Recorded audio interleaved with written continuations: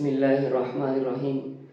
आज हमारा जो केमिस्ट्री का टॉपिक है वो है ब्रांचेस ऑफ केमिस्ट्री, या इसको हम केमिस्ट्री की शाखें भी कहते हैं।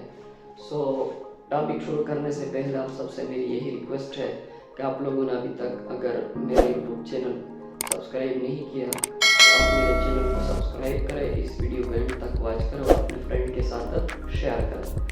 अब हम बढ़ते हैं ब्रांचेस ऑफ केमिस्ट्री या केमिस्ट्री की शाखें। The field of chemistry is very vast. Chemistry का जो फील्ड है, मैदान है, वो बहुत वसी है। To cover all area of chemistry, chemistry के जितने भी एरिया है या जितनी मज़ामीन है उसको कवर करने के लिए it is divided into different branches. इसको मुख्तलिफ किस्म के ब्रांचेस या शाखों में डिवाइड किया गया है। सम ब्रांचेस आर गिवन बिलो, और कुछ ब्रांचेस ऐसे हैं जिसको हम नीचे जिक्र करेंगे या नीचे दिए गए हैं। तो सबसे पहले फिजिकल केमिस्ट्री। फिजिकल केमिस्ट्री या इसको ज़ाहिर या तबैयाती केमिस्ट्री भी कहते हैं। So physical chemistry deal with the physical property of matter along with chemical changes occurring in them, यानी मैटर में जो फिजिकल और केमिकल प्रॉपर्टीज़ है उसको जो चेंज होता है या फिजिकल प्रॉपर्टी के साथ साथ जो केमिकल प्रॉपर्टी का चेंज होता है तो उसको हम क्या कहते हैं, फिजिकल केमिस्ट्री कहते हैं। और सेकंड जो है वो ऑर्गेनिक केमिस्ट्री, इसको हम नामियाती कीमिया भी कहते हैं। सो ऑर्गेनिक केमिस्ट्री में क्या होता है कि जो हमारे पास का कंपाउंड है या जो हमारे पास एलिमेंट है, जैसा कि कार्बन हो गया और हाइड्रोजन हो गया, जिसको कलेक्टिवली हम हाइड्रोकार्बन्स भी कहते हैं। तो हम ऑर्गेनिक केमिस्ट्री में कार्बन और हाइड्रोजन उसकी स्टडी करते हैं या उसके जो डिराइवेटिव्स होते हैं। So organic chemistry deal with the study of carbon and hydrogen called hydrocarbons and their derivatives. तो इसको हम कहते हैं ऑर्गेनिक केमिस्ट्री। और इनऑर्गेनिक केमिस्ट्री जो है वो ऑर्गेनिक केमिस्ट्री का उलट है, यानी study of all element and compounds except hydrocarbons and their derivatives. यानी ऑर्गेनिक केमिस्ट्री में हम हाइड्रोकार्बन्स की स्टडी करते हैं और इनऑर्गेनिक केमिस्ट्री में हाइड्रोकार्बन्स के अलावा जितने भी एलिमेंट और कंपाउंड है इसके स्टडी को हम कहते हैं इनऑर्गेनिक केमिस्ट्री। एनालिटिकल केमिस्ट्री, इसको हम तज्जियाती कीमिया भी कहते हैं।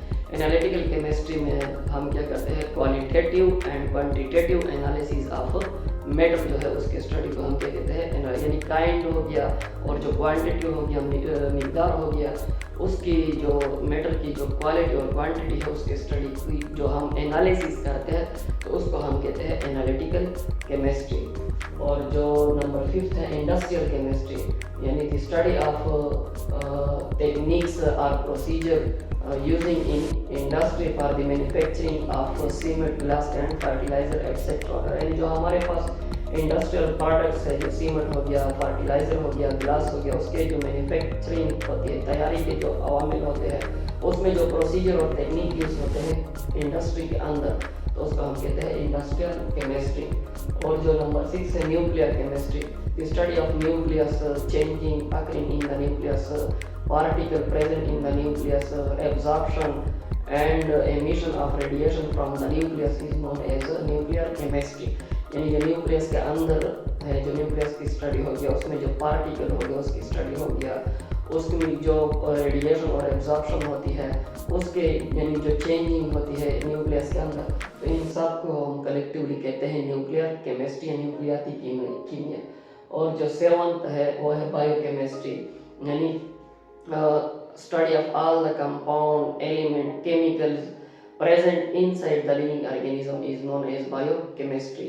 यानी जो लिविंग ऑर्गेनिज्म है, जानदार चीज़ है, उसके अंदर जितने भी केमिकल्स है या केमिकल प्रोसेसेस है या जो केमिकल रिएक्शंस है वो जो ऑर्गेनिज्म के अंदर होते हैं तो उसको हम कहते हैं बायोकेमिस्ट्री।